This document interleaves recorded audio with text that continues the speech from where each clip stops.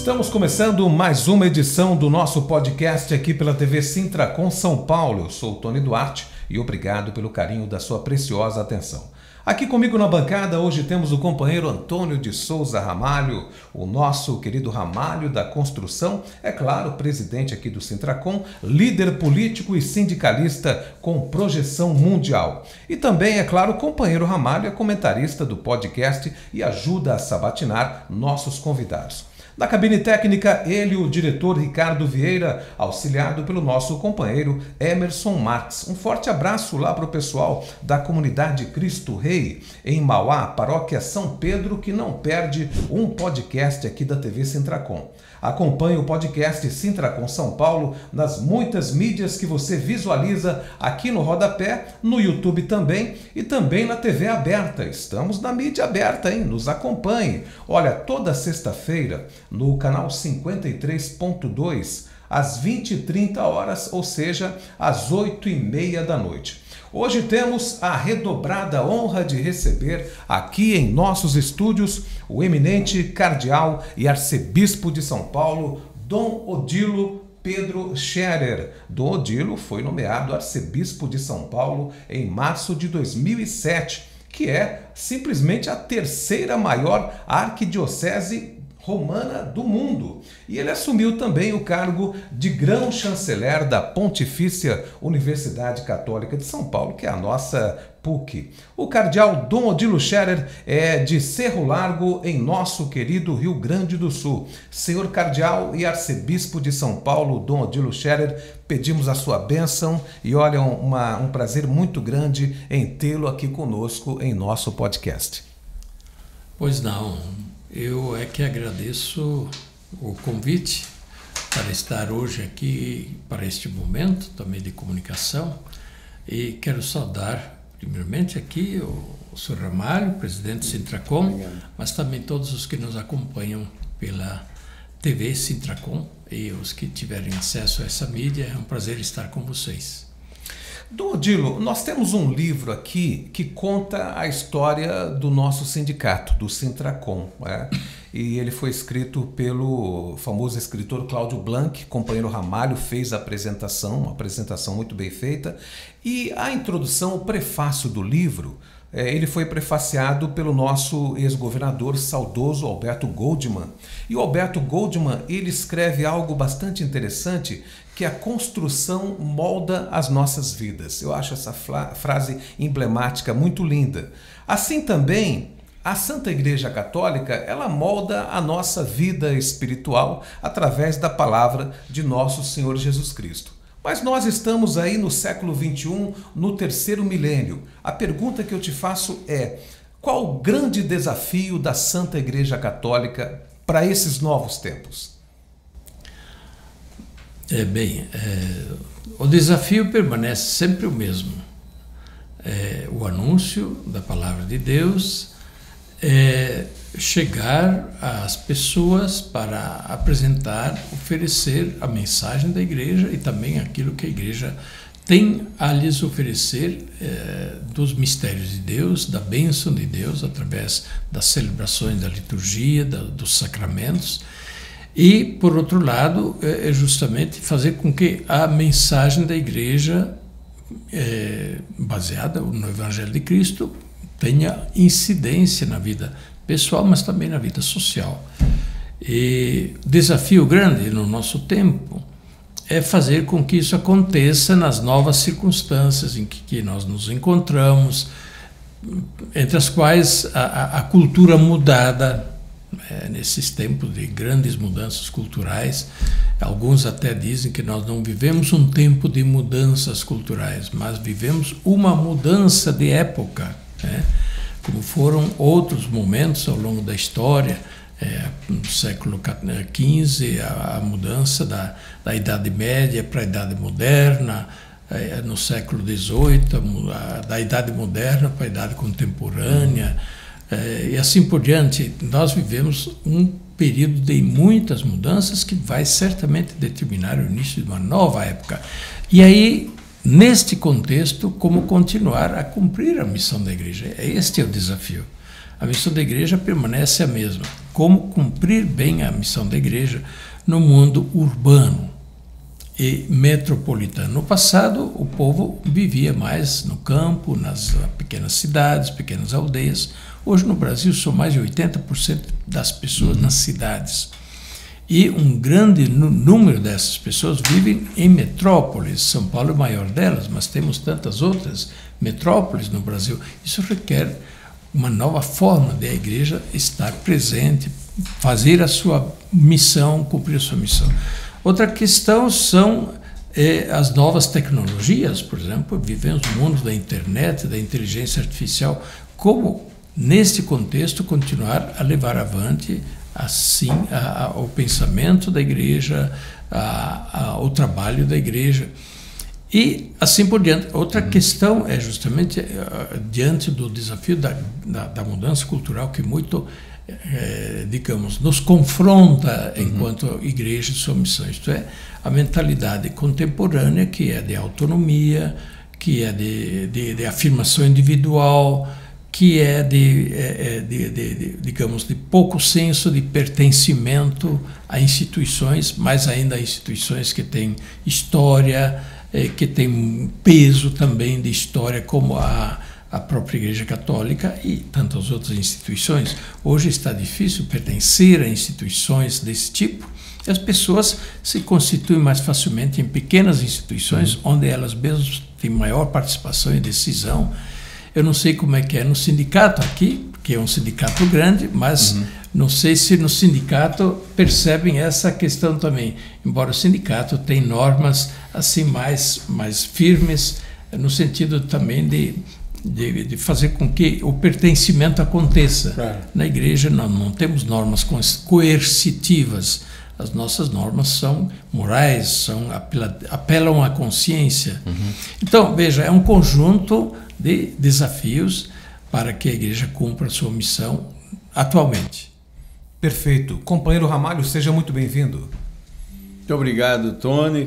Queremos aqui agradecer o nosso cardeal, Dom Odilo, e dizer da importância desse bate-papo. Nós convidamos através do Coronel Mariano, que ele aceitou. Mariano é muito próximo das igrejas. Eu, ano passado, visitei o Colégio Santo Américo, né? Lá no Morumbi. Tive a oportunidade de visitar a salinha lá onde dormiu o Papa João Paulo II. Depois fomos visitar uma creche que o colégio cuida lá na região.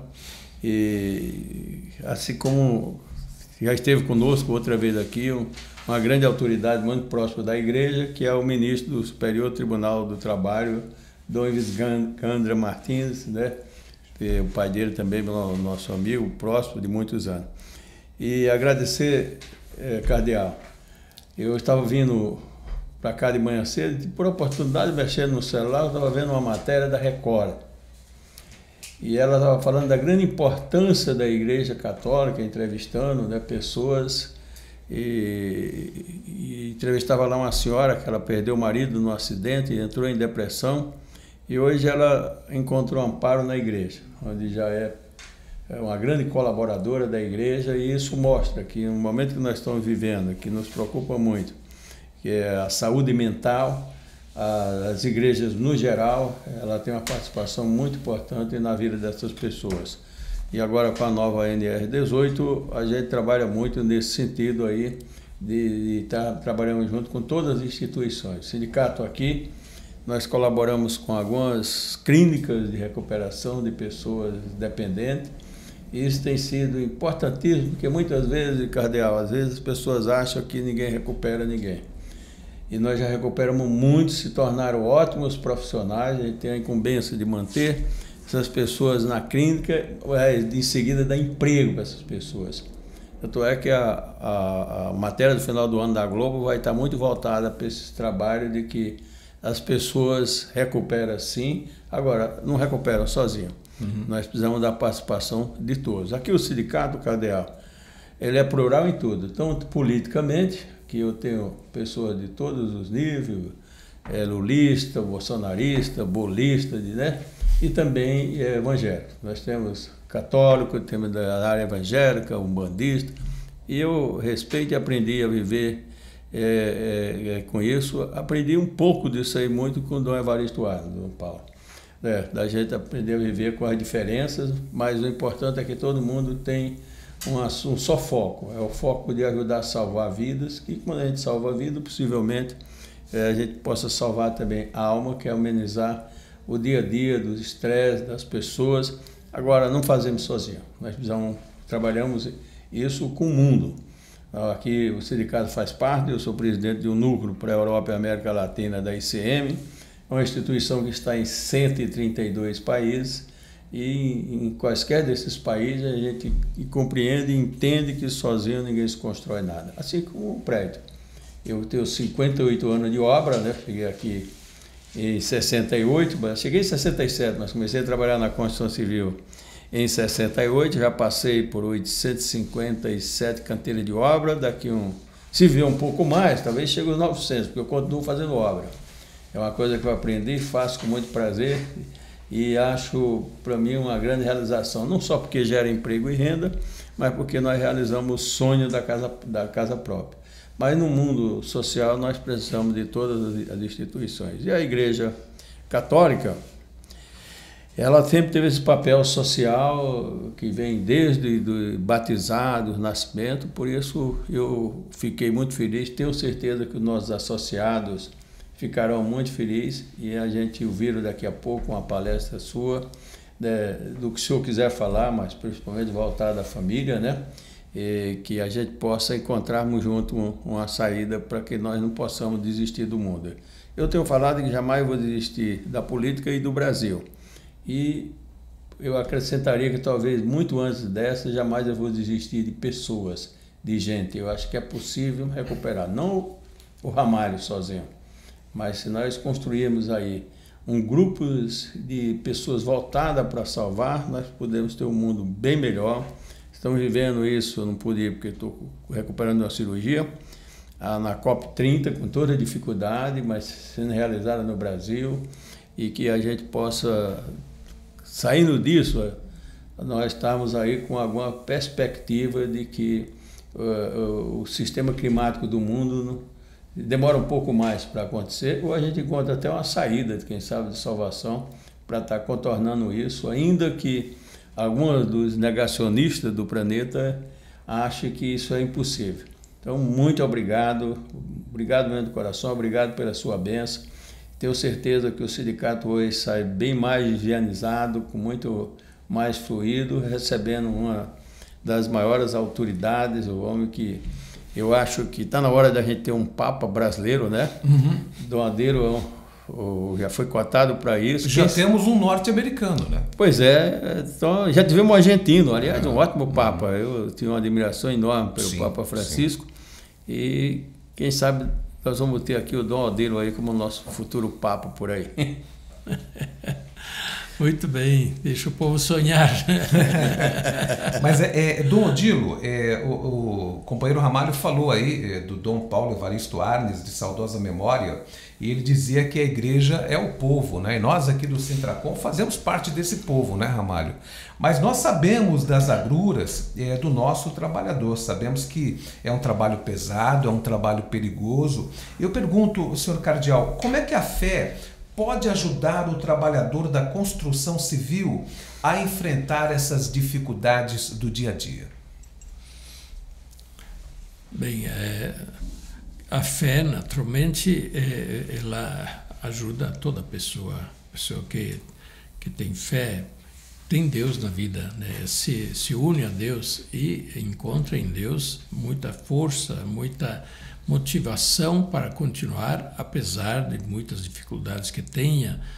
E nós confiamos com pessoas de fé, e assim a gente entende que também os trabalhadores na construção civil, como todo trabalhador que tem fé, tem a certeza, tem a consciência de não estar sozinho, né? De não lutar sozinho, e portanto se sente mais motivado também para enfrentar as tarefas do dia a dia. Mas a nossa fé também nos leva justamente a tomar as atitudes convenientes. Claro, a construção civil certamente é um setor de trabalho onde existem múltiplos riscos, né? Outros setores de trabalho têm menos risco, mas, em todo caso, há outros que têm riscos igualmente. A prevenção, ou, digamos, seguir as normas de segurança que normalmente já estão previstas e que foram sendo elaboradas com o tempo, com a experiência, isso, certo, precisa também ser levado em conta por todos, né? E também pela pessoa que tem fé, né? E, portanto, ter fé não dispensa ser prudente, não dispensa levar em conta o que humanamente é recomendado para que se tenha segurança. Sim. Mas a pessoa, o trabalhador, qualquer que seja, que tem fé, tem uma motivação interior a mais, né? Tem uma motivação interior a mais para enfrentar o dia a dia, sabendo que não está sozinho e que pode também ter esperança no bom fruto do seu trabalho. Perfeito. O nosso Papa, o Robert Francis, que é o Papa Leão, né, ele recentemente estabeleceu aí um documento falando sobre, eu queria ouvir a sua opinião sobre essa questão que está gerando polêmica no meio católico, no meio teológico, que é a questão da corredentora, que ele disse que Nossa Senhora não é corredentora, que redentora é apenas Nosso Senhor Jesus Cristo. E eu vi algumas reações, não de autoridades eclesiásticas da igreja, mas de alguns grupos católicos, né, que acharam que não era bem assim, porque o Papa João Paulo II utilizou esse termo também, embora eu acho que ele tenha utilizado assim no sentido figurado, assim como uma auxiliadora, né, ou seja, uma pessoa que auxilia na obra de Jesus Cristo. Como é que o senhor vê esse documento que o Papa falou sobre a Nossa Senhora não ser corredentora?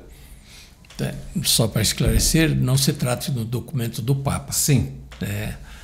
Da Santa Sé, publicado pelo Dicastério da Doutrina da Fé, que é o departamento ou ministério, se quisermos, né, ligado ao Papa. Sim. Um serviço ligado ao Papa, como se fosse um ministério ligado ao Presidente da República, né, que está encarregado justamente de acompanhar as questões da fé e da doutrina. Sim. E, por isso, se existe alguma questão que precisa ser vista, é este dicastério que estuda, reflete, prepara um documento e dá ao conhecimento do Papa. O Papa diz, sim, está bem, pode publicar. Então, não é um documento do Papa, mas do Dicastério para a Doutrina da Fé, com o conhecimento do Papa, é claro, né? Agora, sim, uma certa polêmica, mas uma polêmica que não tem muito motivo, muita razão de ser. Para a Igreja Católica, Maria nunca foi corredentora. Não, isso está muito claro. É medianeira de todas as graças, corredentora. São um pouco títulos que foram assim sendo dados popularmente, e às vezes por sacerdotes, por pessoas que fazem pregações, pelo excesso, muito amor a Maria, mãe de Jesus e nossa mãe.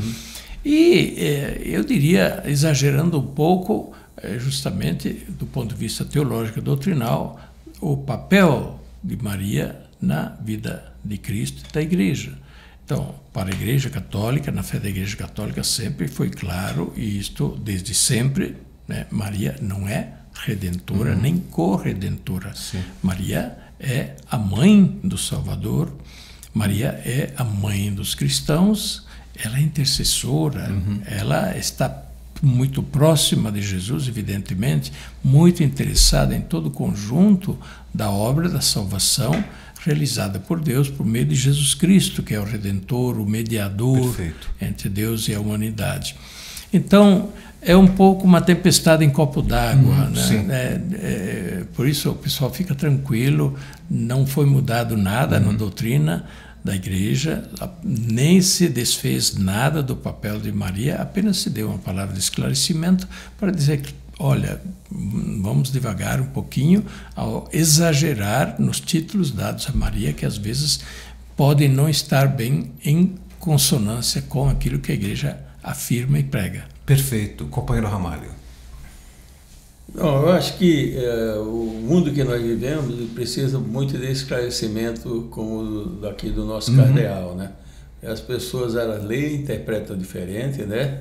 E outras até por maldade, principalmente a comunicação dos jornalistas, quando colocam aí, e isso é uma coisa natural. Diz que eu acho que tem 3 coisas que a gente sabe que muitos têm as suas opiniões e que a gente precisa aprender a conviver com elas.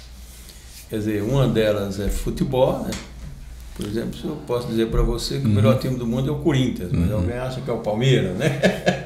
Não é? Que é o Santos. Ou São Paulo. Que é o São Paulo, não sei, é São Paulino, né? Outros acham que a melhor religião do mundo é a católica. Eu sou batizado na Igreja Católica, acompanho a Igreja Católica, né?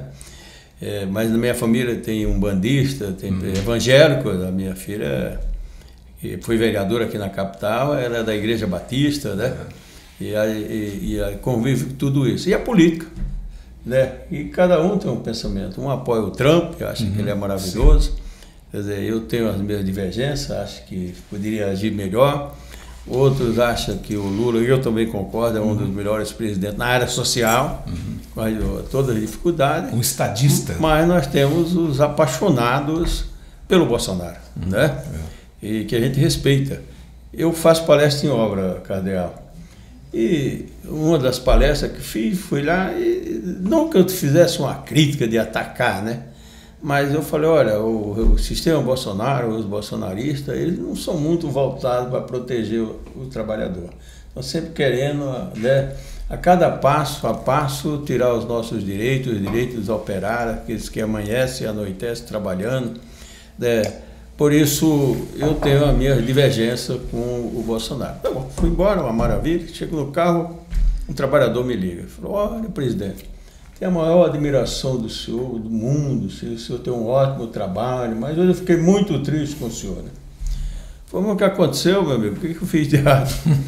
Não, o senhor criticou o meu mito, né? Eu falei, bom, então desculpa, a crítica que eu fiz, eu achei que era uma crítica construtiva, né? Mas é o que eu penso, né? Mas não foi com nenhuma intenção de magoar os nossos companheiros, trabalhadores, operários que anoitecem o mês, pelo contrário, a gente respeita. Quer dizer, mas é o que a gente pensa, eu acho que o Lula, para mim, né, ele sempre teve essa dedicação voltada para aquele operário, a classe operária, no geral. Ele não é um presidente só dos trabalhadores, é presidente dos empresários, que precisa também. Se não tiver empresário para investir, como é que o mundo cresce? Né? Mas, de qualquer forma, tem essas coisas que a gente precisa aprender a conviver com elas, né? Tem outros e na obra, às vezes, quase que eu nem falo de religião, digo essa posição plural, mas tem outros que eles entendem que outras religiões são melhores do que a nossa, que é a religião católica. Agora, o Papa Francisco, Dom Odilo, ele era assim, muito voltado a essa ligação, a esse ecumenismo, né? Reconhecer a importância também das outras religiões, das outras culturas. E agora nós temos um outro Papa, que é o Leão. Aliás, eu queria falar sobre essa questão do nome dos Papas, que a gente sempre se pergunta, né, Ramalho, por que esse era Francisco, esse é Leão? Me parece que a ideia de Leão tem alguma coisa a ver também lá com São Marcos, Leão da tribo de Judá. O nosso primeiro Papa Leão, que foi o São Leão Magno, né, que enfrentou o Átila na época lá do século V, ele não deixou o Átila entrar e destruir Roma, né? Então a ideia de Leão sempre tem essa simbologia voltado à coragem, né? Muda alguma coisa com esse papado ou continua a mesma doutrina? Bem, em relação aos nomes dos papas, na hora em que são escolhidos, eleitos, eles escolhem o nome pelo qual querem ser chamados.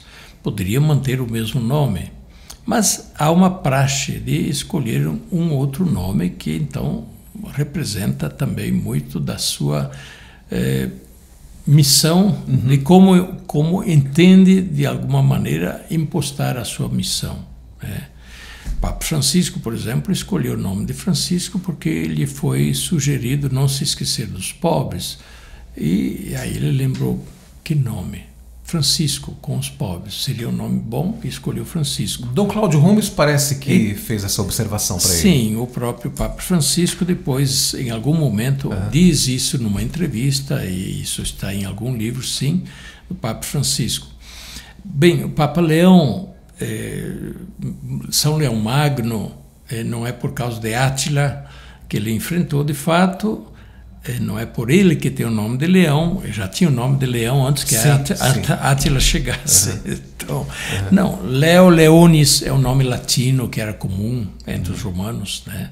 E a simbologia do nome Leão sugere, sim, força, né? Sugere coragem, poder, etc. Entre os romanos era um pouco isso, né? E o Papa São Leão Magno viveu no século IV, anos 300 depois de Cristo, portanto ainda quando o Império Romano era significativo. Então aliás, o Papa São Leão Magno chegou a ser prefeito de Roma, era político antes de ser monge e depois Papa. Então o Papa Leão XIV, depois de escolher o nome, ele explicou, né, para os cardeais, no primeiro encontro que teve com os cardeais, 2 dias depois da sua eleição, ele explicou o porquê do nome de Leão. Ele fez referência a Leão XIII. Leão XIII, grande papa do final do século XIX. E, aliás, o papa que mais tempo viveu, chegou a quase 100 anos, né? O Papa Leão XIII.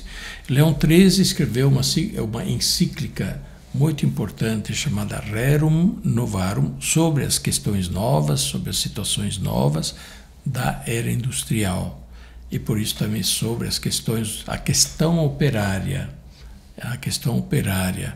decorrente da industrialização e da mecanização, que já começava as máquinas a vapor e pouco a pouco as máquinas a diesel e assim por diante, que começavam a ser empregadas na indústria, e por isso muito desemprego começou, mas, enfim, de toda maneira, desde meados do século XVIII, a questão operária estava aí, né? Precisava ser encarada. Então, havia muitas manifestações já por parte de vários setores da igreja em relação à questão operária, à questão social surgida depois ou a partir da industrialização. E o Papa Leão XIII, então, escreveu essa carta encíclica, que é tida como o primeiro grande documento do ensino social da Igreja dos tempos modernos. E depois de Leão XIII, no século XX, são várias as encíclicas do ensino social, doutrina social da Igreja. Então, o Papa Leão XIV explicou, olha, hoje nós nos encontramos diante de uma nova revolução industrial. E é a revolução tecnológica, sobretudo com o uso da informática e da inteligência artificial. Novas grandes transformações estão acontecendo. E mesmo também no mundo do trabalho, mas não só no mundo do trabalho, é também no mundo das relações humanas, no mundo da vida, da cultura, e também no mundo da religião, mas no mundo das relações humanas, no seu conjunto. Então o Papa disse, eu pretendo me ocupar com essa questão ao longo do meu pontificado.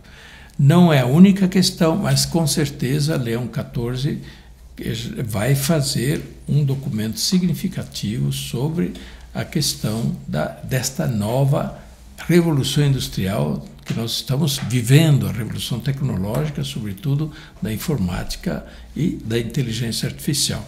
Então, por aí ele escolheu o nome de Leão XIV para, de alguma forma, simbolizar a sequência, né, e a continuidade das preocupações da Igreja, do Papado, com as questões suscitadas pela economia, pela finança, pela ciência, pela tecnologia, mas que tem seus lados bonitos e bons, mas também tem suas consequências que precisam ser levadas em consideração.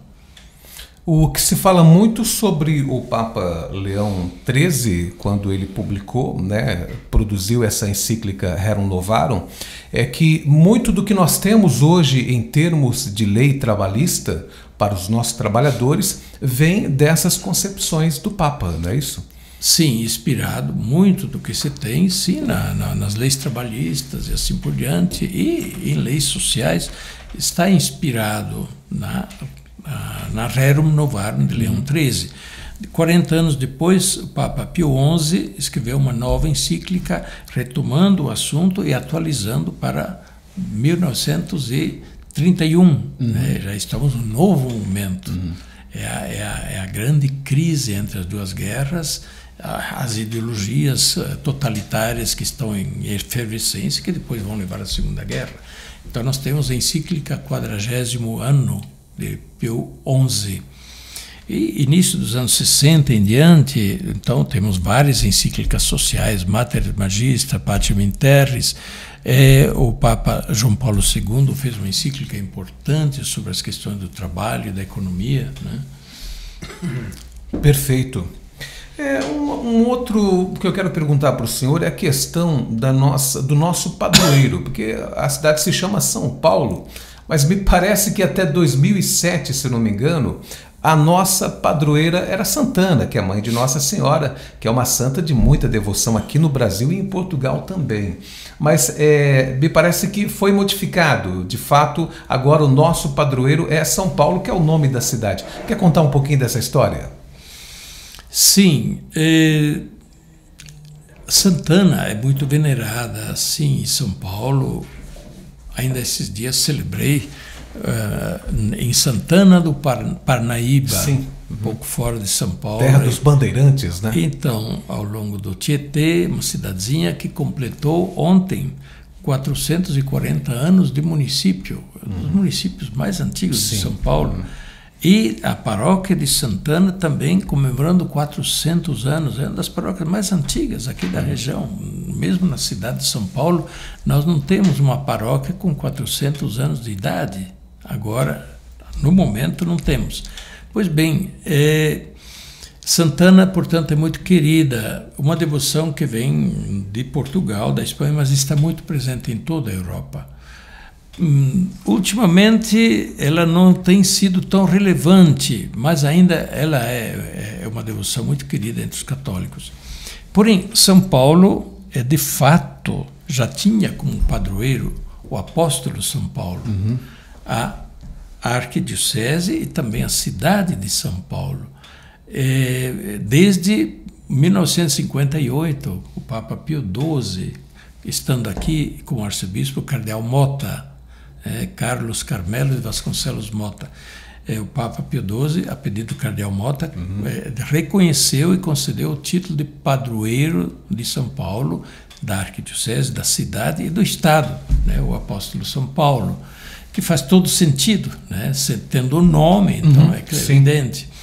Então, em 2007 nós apenas tiramos isso um pouquinho lá do esquecimento, trouxemos isso à evidência, mas isso de fato já existia. Santana continua, mas ela nunca chegou a ser a padroeira principal da cidade, porque nós tínhamos o Santuário de Nossa Senhora da Penha, que hoje está na diocese vizinha de Campo Limpo, na Penha de França, na Zona Leste. Era o santuário da cidade de São Paulo. Continua a ser, continua a ser. Ele está hoje na diocese de São Miguel Paulista. Mas São Paulo, de fato, sempre foi, vou dizer, não sei se sempre teve essa mesma expressão na afirmação como padroeiro, mas de fato ele não é desde 2007, já é bem mais antigamente. Até porque dia 25 de janeiro, né, é o dia de São Paulo. O dia da cidade, dia da conversão de São Paulo, isso já quando São Paulo iniciou oficialmente. Perfeito. 25 de janeiro de 1554, foi oficializada, depois, naturalmente, oficializado como o dia de início de São Paulo. E como é que começou? Com uma missa para inaugurar a escolinha e uma capelinha da Missão São Paulo Apóstola. A missão tinha o nome de São Paulo, né, dos jesuítas na época. Perfeito. Então, de fato, São Paulo está lá desde o começo. Perfeito. E nós estamos bem pertinho desse sítio histórico, né, Ramalho? A gente está na Praça da Sé, está aqui vizinho ao pátio do colégio, né? Sim, um marco histórico ali que viveu, e o cardeal tem muito mais conhecimento do que nós, né? Das grandes lutas que teve ali entre os jesuítas, né? E ida e volta, né? E que parte disso aí faz parte da antiga família que veio de Portugal, lá dos Ramalho, né? É verdade. Nós tínhamos até o João Ramalho, né? Que era bandeirante. Bandeirante, aí, né? Mas o importante é que eu acho que hoje nós vivemos numa cidade que ela é respeitada no mundo inteiro. Eu, quando cheguei em São Paulo, cardeal, isso aqui tinha 5 milhões de habitantes, hoje perto de 12 milhões de habitantes. Pois. Já tinha problemas sociais, só que eu acho que aumentou muito mais, né? Duplicou ou mais. Ou mais, né? E aí eu acho que nós temos uma tarefa que é colaborar e ajudar, juntando todo mundo para amenizar as dores aí dos nossos irmãos menos afortunados. Mas, Tony, toma cuidado para você não estourar o tempo do cardeal. Sim, perfeito. Né? Perfeito. Porque eu fico aqui preocupado com a agenda. Sim, né? sim, eu sou sim, bastante rígido com a agenda. Ainda tem a palestra para fazer. Sou bastante castigo com isso. A perfeito. coisa pior do mundo é você marcar alguma coisa e não conseguir chegar no horário, né? Então, o nosso Ricardo Vieira já acenou ali que nós temos apenas 5 minutos. Cardeal, sem dúvida alguma, uma honra tê-lo aqui conosco. E eu peço para o senhor fazer as suas considerações finais e deixar algum contato também. Sim. Primeiramente, agradecer por essa oportunidade, esse bate-papo e a oportunidade de ter o contato aqui com o sindicato e os trabalhadores, e de alguma forma que fazem referência.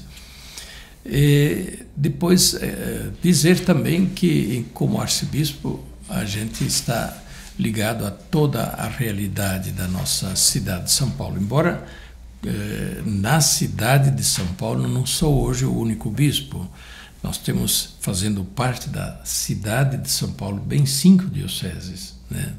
Fazendo parte do município de São Paulo. Sim.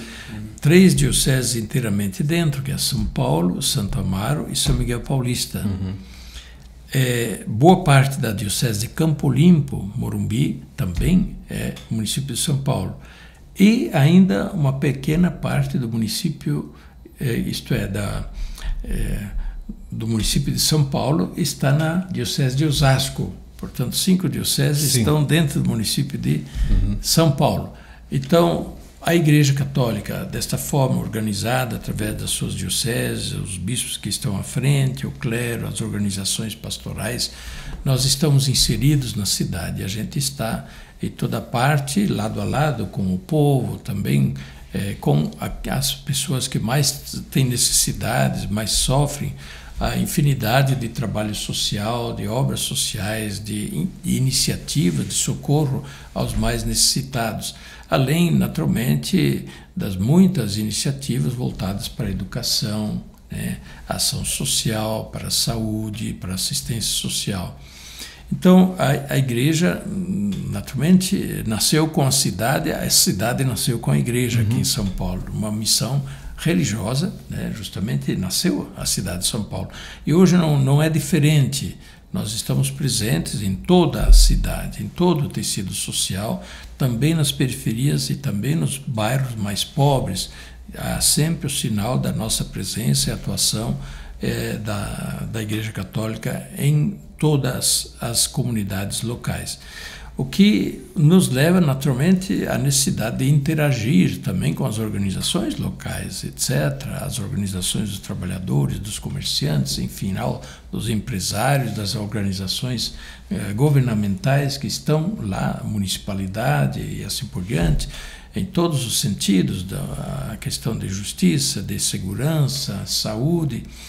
Então, eu gostaria, sim, de também manifestar o meu agradecimento a todas as pessoas que, de uma forma ou de outra, colaboram com a ação da igreja, que não é simplesmente ação voltada para a igreja, mas é da igreja para a cidade, né? Nós estamos aqui uma missão para ajudar a cidade de São Paulo, o povo de São Paulo, a estar bem, a viver melhor, muitas vezes apresentando os princípios do cristianismo, os princípios da Igreja Católica como iluminadores, orientadores, para que a cidade possa ver bem e enfrentar as suas situações e os seus problemas. E eu, de modo todo especial, tenho uma estima muito grande por todos os trabalhadores. Eu sou um deles também. Eu cresci numa família de agricultores e onde se trabalhou e sempre se trabalhou muito. E mesmo quando menino, jovem, no período de férias, eu, lado a lado com meus pais, com meus irmãos, eu também trabalhava.